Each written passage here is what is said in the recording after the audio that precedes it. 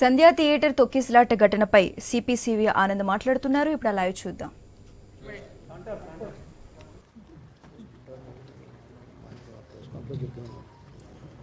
నమస్కారం sir. First of all చాలా బాధ అనిపిస్తుంది సార్. ఇక్కడ 15 రోజుల నుంచి ఈ సంఘటన ఒక ప్రాణాన్ని కాపాడలేక ఒక బాధ నాకు 15 రోజుల నుంచి ఇదే అవుతుంది సార్. ఎందుకంటే నా చేతుల్నే చాలా ట్రై చేసిన సార్, చాలాసేపు కలైనా నేను మా మౌనిక ఎస్ఐ అసలు చెప్పలేని ఇది సార్. 15 రోజుల నుంచి నా మధ్యలో వెళ్తూ ఉంది. ఆ దేవుని భయవంతుల్లా ఆ బాబు కోలుకోవాలని నేను కోరుకుంటున్నాను సార్.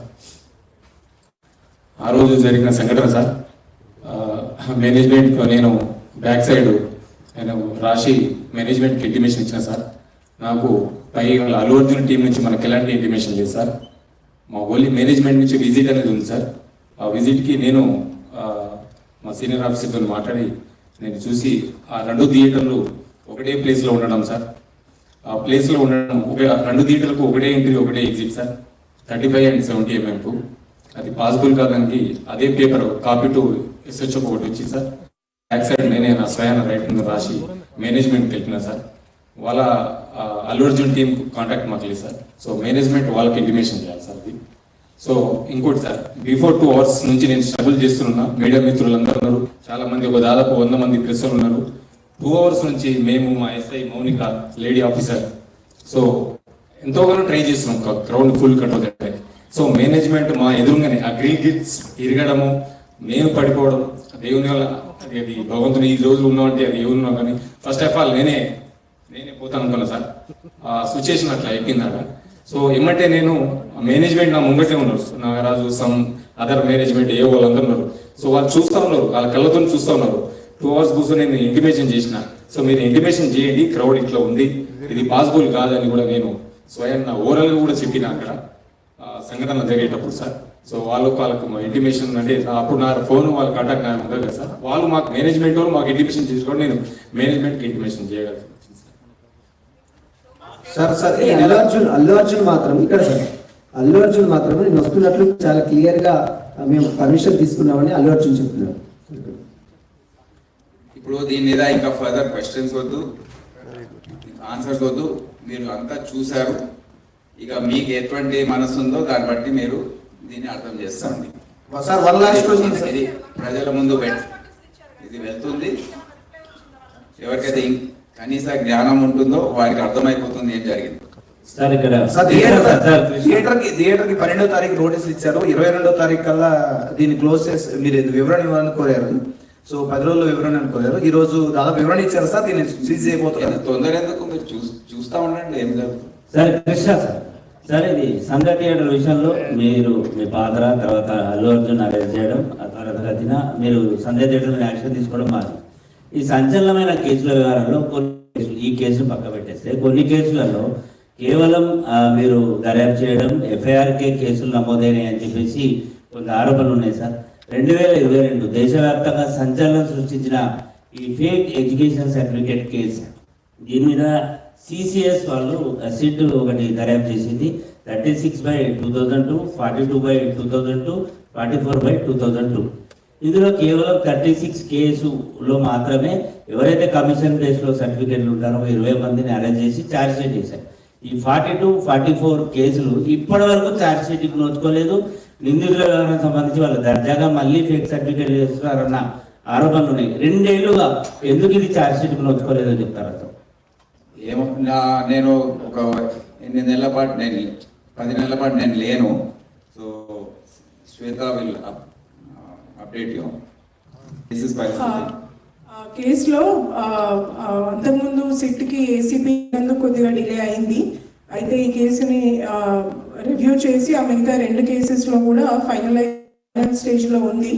మాకు ఎప్పుడు ఈ ఫేక్ సర్టిఫికేట్ కేసు సిట్కి సెపరేట్గా రిఫర్ అవుతుంటే ఆ కేసెస్లో ఉన్న అందరినీ ఇంక్లూడింగ్ ఎవ్రీ చిన్న పార్ట్ ఉన్నా కూడా డెఫినెట్లీ అందులో అరెస్ట్ చేయడం జరుగుతుంది. ఈ కేసు కూడా తొందరలోనే ఫైనల్ స్టేజెస్లో తీసుకొచ్చి ఛార్జ్ షీట్ కూడా వేయడం జరుగుతుంది.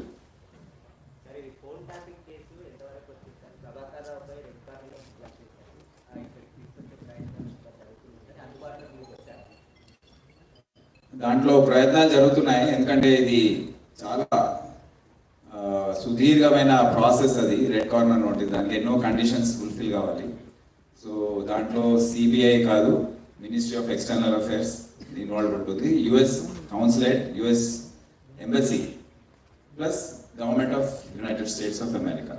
సో అందరితో లైజనింగ్ జరుగుతుంది. వాళ్ళు కొన్ని క్లారిఫికేషన్స్ అడిగారు, 3 సార్లు అడిగారు, 3 సార్లు కూడా ఇవ్వడం జరిగింది. అది ప్రాసెస్లో ఉంది. మొన్న కూడా మా టీం వెళ్ళొచ్చింది ఢిల్లీకి. సో తొందరలో వాళ్ళు రెడ్ కార్నర్ నోటీస్ ఇష్యూ చేస్తారని నేను అనుకుంటున్నాను. దాని తర్వాత అది ఫస్ట్ కండిషన్. దాని తర్వాత అది నెక్స్ట్ స్టేజ్కి ఎక్స్ట్రడిషన్ రిక్వెస్ట్ కానివ్వండి, ప్రొవిజనల్ అరెస్ట్ వారెంట్ కానివ్వండి, ఇవన్నీ కూడా వాళ్ళు జారీ చేయడానికి వీలుంటుంది. లేదండి, అది మేము కూడా పేపర్లో చదివాం, కానీ అటువంటి మేము యుఎస్ కౌన్సిలర్ జనరల్ని అడగడం జరిగింది. వారికి కూడా ఎటువంటి సమాచారం దీని గురించి లేదు. సార్ ఇక్కడ రవి సార్, నమస్తే తెలంగాణ. ఇక ముందు sir cyber crime sir, online betting అనేది మన స్టేట్లో బ్యాన్ ఉంది. ఆన్లైన్ బెట్టింగ్ మీద కొంతమంది ఇన్ఫ్లుయెన్సర్స్ అడ్వర్టైజ్మెంట్ చేస్తారు సార్. ఇలాంటివి మీ నోటీస్కి వచ్చినాయి, అలాంటి కేసులు చేసిన వాటి మీద ఏముంటుంది సార్? సార్ సేమ్ అదే దాని continuation sir. Ravi NTV sir. రీసెంట్గా ఇన్స్టాగ్రామ్ వేదిక కూడా చాలా మంది రోడ్ల మీద డబ్బులు వెదజల్లడం, మా పేరుతో కొన్ని ప్లేసెస్లో మేము డబ్బులు తెచ్చాం వెళ్ళి తెచ్చుకోండి అని చెప్పడం, లేకపోతే బసవతారకం క్యాన్సర్ హాస్పిటల్ దగ్గర ఒక్కొక్కరికి 2000 రూపాయల నోట్లు ఇస్తూ ఉంటాం.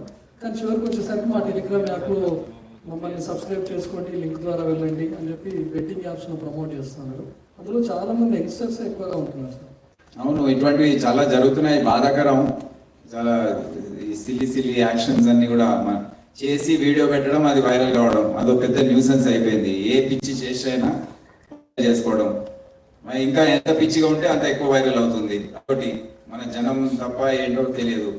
సో ఇటువంటి జరుగుతున్నాయి. ఎక్కడైతే మేము పట్టుకోగలుగుతున్నామో ఇమ్మీడియట్ గా మా టీమ్స్ ఉన్నాయి. మేము ఒక social media action squad of Hyderabad అని ఫామ్ చేస్తాం. ఇటువంటి పిచ్చి చేష్టలు చేసినప్పుడు, చాలా అబ్యూజివ్ గా వేసినప్పుడు కూడా ఈ యాక్షన్ స్క్వాడ్ అనేది రంగంలో దిగి cyber crime police station coordination తో వారిని పట్టుకురావడం అంత జరుగుతుంది.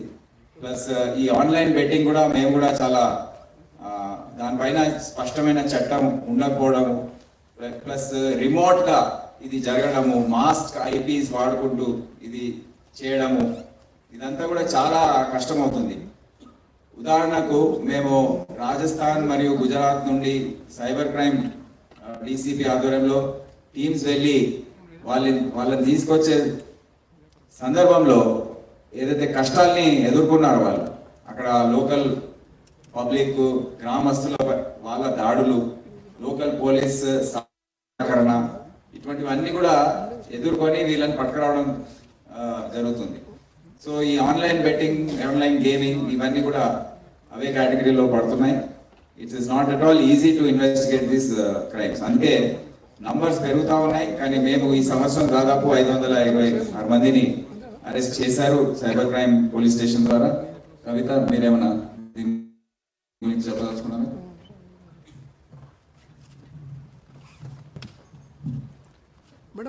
మేడం మధ్యలో మేడం.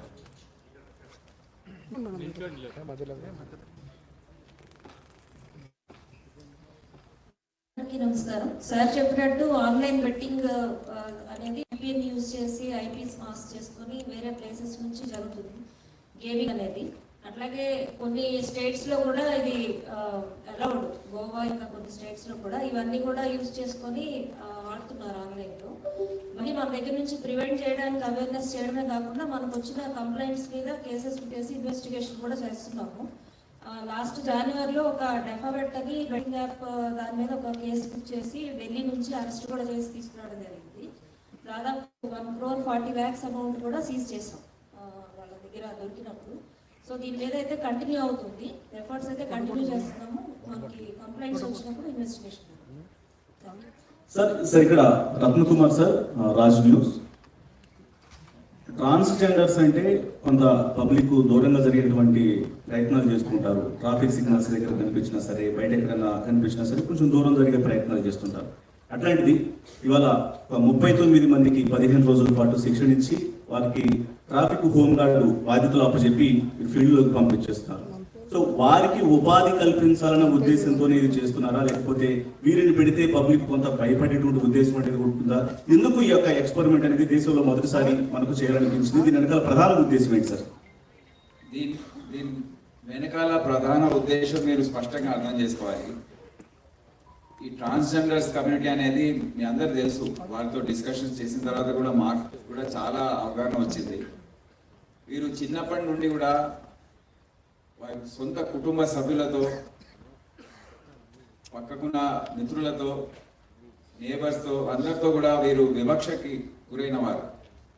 అంటే వీరిలో కొద్దిగా వేరే విధంగా బిహేవియర్ ఉండడంతో తక్షణమే ఫ్యామిలీ మెంబర్స్, కుటుంబ సభ్యులు కూడా వారిని దూరం పెట్టడం, ఎవరైనా ఇంటికి వస్తే వీరికి చెప్పడం మీరు బయటికి రావద్దని, లేకపోతే ఏదైనా ఫంక్షన్స్ వెళ్ళినప్పుడు వీరిని తీసుకుపోకపోవడం అనేది, దాని ద్వారా వీరికి మెల్లమెల్లగా అర్థమైంది, అరే మాలో ఏదో తేడా ఉంది. అది వారి తప్పు కాదు, అది nature's whatever action it was. So దానికి ఇన్ని రోజులు ఏ విధంగా వీరిని సమాజంలో కలపాలి, ఇంటిగ్రేట్ చేయాలి అనేది చాలా మంది ఆలోచిస్తున్నారు. ఇదో పెద్ద సమస్యగా మారింది. నేను అనుకుంటున్నాను ఇది చాలా ఇన్నోవేటివ్ ఆలోచన, ఇది చాలా విప్లవాత్మకమైన ఆలోచన, వినూత్నమైన ఆలోచన. ఇది give them an opportunity to integrate with society. ఒక ప్రాపర్ ఒక గవర్నమెంట్ జాబ్ ఇచ్చి మీరు ఇది చేయండి, ఈ డ్యూటీ చేయండి. ఎందుకంటే వారు ఎక్కువ బయటనే ఉంటారు, మనం చూస్తాం కదా, ట్రాఫిక్ దగ్గర ఆడుకోవడం ఇదంతా చేస్తుంటారు. బట్ అందుకే the most suitable job for traffic signals దగ్గర ఉన్న పరిస్థితులు తెలుసు. సో డిస్కషన్లో ముఖ్యమంత్రి గారు, క్యాబినెట్ మినిస్టర్స్ అందరు కూడా వారి అభిప్రాయం, మేము కూడా అందరు చాలా పెద్ద ఎత్తున డిస్కషన్ జరిగింది దీని గురించి.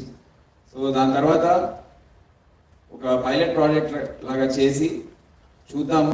దాని తర్వాత ఒక నిర్ణయం తీసుకుంటే రిజల్ట్స్ బాగుంటే అది వేరే డిపార్ట్మెంట్స్లో కూడా వీరికి ఉపాధి అవకాశాలు ఇచ్చే అవకాశం ఉంటుంది. ఎందుకంటే ఇంకోవైపు మన కంప్లైంట్స్ కూడా వస్తుంటాయి.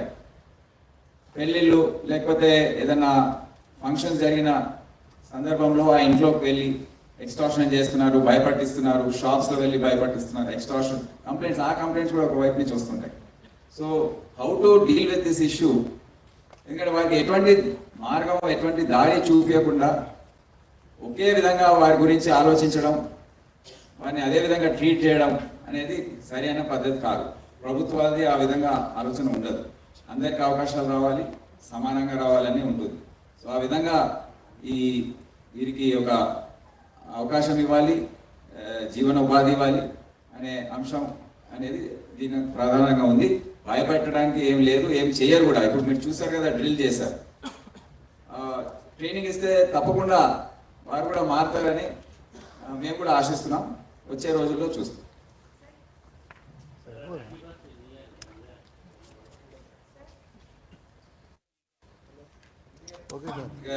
చాలండి. 31st ఎవ్రీ ఇయర్ వస్తుంది. ఎవ్రీ ఇయర్ మేము అదే చెప్తాము, మీరు అదే అడుగుతారు. చాలా ఛేదించారు సార్. హియర్ డ్రగ్స్ కేసుకు సంబంధించి చాలా మంది అరెస్ట్ చేశారు, కొన్ని కోట్ల రూపాయల వరకు కూడా అది రికవరీ చేస్తున్నారు. కానీ వీసా గడువులు ముగిసిన తర్వాత కూడా పారామాంట్ కాలనీ లాంటి ప్రదేశాల్లో చాలా వరకు లైసెన్స్ వస్తున్నారు, ఉంటున్నారు. వాళ్ళు ఇక్కడ కొంతమంది డ్రగ్స్ కూడా సప్లయర్ గా చేస్తూ ఉన్నారు. సో వీటికి సంబంధించి ఫర్దర్ గా ఏ విధంగా ఉండబోతుంది సార్ మీ యాక్షన్ కావచ్చు?